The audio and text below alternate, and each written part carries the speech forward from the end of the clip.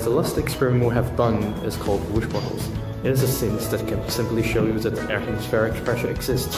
First you put alcohol into the bottles, and then you put a torch that is burning straight into the bottles, and then you can see that the alcohols in the bottles start burning, and you can hear a whoosh sound.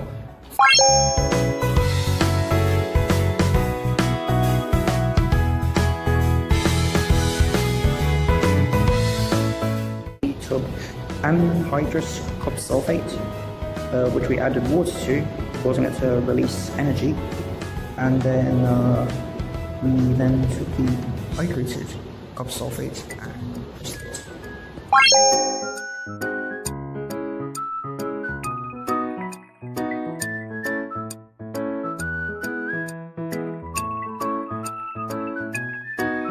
What we've done is the ligand substitution between the ligand H2O and the SCN-, and it's quite amazing to witness a brown solution turns into a blood red solution.